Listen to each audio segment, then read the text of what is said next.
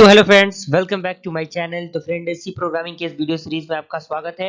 और फ्रेंड, आज हम लोग डिस्कस करने वाले हैं काफी इंपॉर्टेंट टॉपिक के बारे में। इससे प्रीवियस लेक्चर में हम लोगों ने if statement loop, while loop, do while loop, इन सारी लूप के बारे में डिस्कस किया था। आज हम लोग डिस्कस करेंगे नेस्टेड फॉर लूप के बारे में और बहुत सारे स्टेटमेंट के बारे में जो कि आपकी सी प्रोग्रामिंग लैंग्वेज को बिल्डअप करने में मदद करेगा।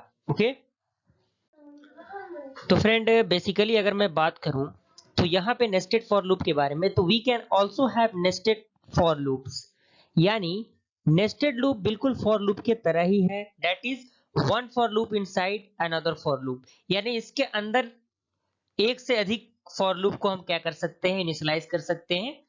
And nesting is often used for handling multi dimensional array. यानी नेस्टिंग के थ्रू हम एक से अधिक एरे को क्या कर सकते हैं, यूज कर सकते हैं। बेसिकली सिंटेक्स आप यहाँ पे देख सकते हैं। फॉर लूप के अंदर यहाँ पे आप इनिशियलाइज भी कर सकते हैं, कंडीशन दे सकते हैं, इंक्रीमेंट डिक्रीमेंट ऑपरेटर यहाँ पे, और उसके बाद ओपनिंग करली ब्रेसेस, उसके अंदर आप फॉर लूप दे सकते हैं, इनिशियलाइज कर सकते हैं, कंडीशन दे सकते हैं। उसके बाद ओपनिंग करली ब्रेसेस, उसके अंदर चाहे तो आप एक और फॉर लूप दे सकते हैं। इसी तरह ये स्टेटमेंट क्या होगा, बढ़ता चला जाएगा। और उसके बाद लास्ट में हम कोई स्टेटमेंट देंगे, देन क्लोजिंग करली ब्रेसेस लगा के हम उसे क्या करेंगे, क्लोज कर देंगे। तो ये आपका नेस्टेड फॉर लूप हो गया। ओके, इससे रिलेटेड कुछ इंपॉर्टेंट फैक्ट है। तो एग्जांपल है इसका, तो यहाँ पे आपका एक मेन फंक्शन दिया हुआ है एंड ओपनिंग करली ब्रेसेस दिया हुआ है। फॉर यहाँ पे हम लोगों ने दिया इंट, ये आपका हो गया। आई यहाँ पे 0 इनिशियलाइज किया हम लोगों ने एंड आई को लेस देन इक्वल टू 5 किया, और यहाँ पे ऑपरेटर दिया पोस्ट इंक्रीमेंट ऑपरेटर यहाँ पे हम लोगों ने दिया। देन ओपनिंग करली ब्रेसेस, फिर यहाँ पे हम लोगों ने फॉर लूप लगाया। उसके बाद ओपनिंग करली ब्रेसेस, यहाँ पे हम लोगों ने प्रिंटफ दिया जो कि स्टेटमेंट है, परसेंट डी एंड यहाँ पे आई आर जे, यहाँ पे हम लोगों ने सेमीकोलन लगा के इस प्रोग्राम को एंड किया। फ्रेंड, ये जो प्रोग्राम है ये काफी इंपॉर्टेंट प्रोग्राम है। यहाँ पे program to print half pyramid of numbers, यानी किसी नंबर के हाफ पिरामिड को किस तरह से हम प्रिंट करेंगे, उसका ये प्रोग्राम है। तो hashtag include studio dot h, hashtag include conio dot h, then void main opening curly braces, integer हम लोगों ने दो इनिशियलाइज किया, एक आई और एक जे, देन क्लोजिंग करली ब्रेसेस। फॉर लूप हम लोगों ने यहाँ पे ओपनिंग करली ब्रेसेस के बाद लगाया एंड आई हम लोगों ने वन इनिशियलाइज किया, देन यहाँ पे क्या किया हम लोगों ने, जे माइनस माइनस किया। ओके, उसके बाद हम लोगों ने क्लोजिंग करली braces printf percent d and J हम लोगों ने लगाया, देन क्लोजिंग करली ब्रेसेस गेट सी एच लगा के हम लोगों ने इस प्रोग्राम को क्या किया, एंड किया। उसके बाद जैसे ही आप इस प्रोग्राम को एग्जीक्यूट करेंगे तो यहाँ पे कुछ नंबर मांगेगा। तो यहाँ पे कुछ इस प्रकार के नंबर आपको देखने को मिलेंगे जो कि हाफ पिरामिड का उदाहरण है। ओके, उसके बाद फ्रेंड बात करते हैं हम लोग जंप स्टेटमेंट के बारे में। तो जंप स्टेटमेंट काफी इंपॉर्टेंट है। इसके थ्रू बहुत सारे लॉजिक ऑपरेटर्स बनते हैं, बहुत सारे लॉजिक बनते हैं जो कि आपके प्रोग्रामिंग को और ज्यादा आसान करते हैं। जिसपे हम बात करें जंपिंग स्टेटमेंट की, तो jumping statement are used to transfer the program's control from one location to another location.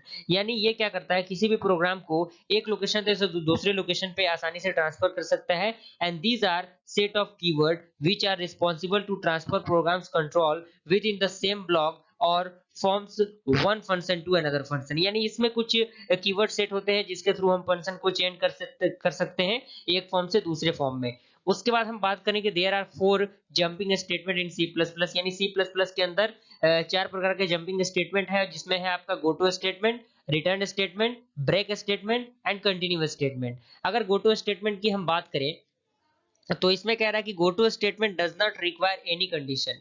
यानी जो गो टू स्टेटमेंट है वो किसी भी कंडीशन को रिक्वायर नहीं करता, उसे किसी कंडीशन की जरूरत नहीं है।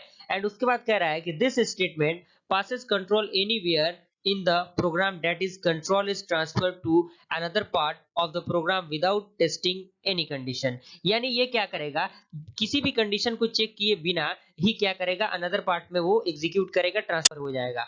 इसकी अगर सिंटेक्स की बात करें तो यहाँ पे आपका ग्लोबल लेवल होगा एंड यहाँ पे डॉट डॉट दिया गया है क्योंकि ये और भी चीजें आगे बढ़ सकती हैं। देन लेवल होगा, उसके बाद कुछ स्टेटमेंट होगा।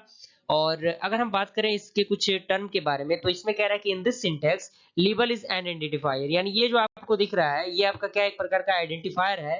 When the control of program reaches to go to statement, जब आपका प्रोग्राम क्या होता है, गो टू स्टेटमेंट पे पहुंचता है, the control of the program will be jump to the लेवल। तो जो आपका कंट्रोल होता है प्रोग्राम पर वो क्या होता है, लेवल पे जंप हो जाता है and execute the code below it. और जो भी कोड इसके नीचे लिखा रहता है उसे क्या करता है, ये एग्जीक्यूट कर सकता है। अदर वर्ड की अगर हम बात करें अन्य भाषा में, तो the go to statement required a label to identify the place to move the execution. And A label is a valid variable name and must be ended with colon। यानी लेबल क्या है, एक प्रकार का वेरिएबल है, valid variable है, जो कि कॉलन के थ्रू क्या होता है, एंड होता है, यानी उसके एंड में हम लोग को कॉलन देना ही होगा। ये कुछ फ्लो चार्ट है वर्किंग ऑफ गोटो स्टेटमेंट, किस तरह से गोटो स्टेटमेंट वर्क करता है, यहाँ पे आप इस फोटो के, इस इमेज के अकॉर्डिंग देख सकते हैं। ओके, उसके बाद हम बात करें इसके फ्लो चार्ट की, तो ये आपका फ्लो चार्ट है। लेवल 1 हो गया, यहाँ पे स्टेटमेंट 1, स्टेटमेंट 2, स्टेटमेंट 3, 3 गोटो के लेवल हो गए। यहाँ पे ये आपका लास्ट प्रोग्राम एग्जीक्यूट करेगा। एक इंपॉर्टेंट प्रोग्राम हम लोग देखते हैं जो काफी इंपॉर्टेंट है आपके एग्जाम पॉइंट ऑफ व्यू से भी, और आपको समझने में भी काफी अच्छा लगेगा।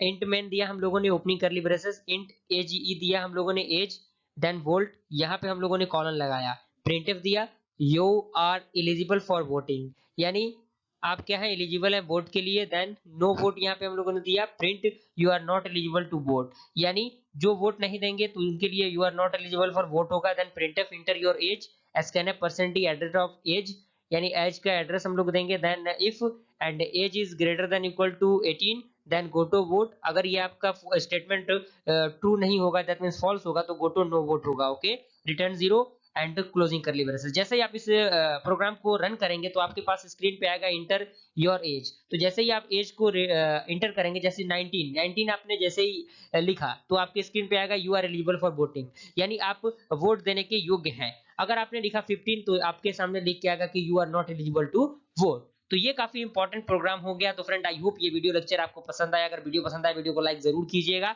और चैनल पहले बनाए, चैनल को सबको सब्सक्राइब कीजिए और बेल आइकन को प्रेस कीजिए, ताकि हमारे वीडियो का नोटिफिकेशन सबसे पहले आप तक पहुंचे। मिलते हैं अगले वीडियो में, तब तक के लिए थैंक यू।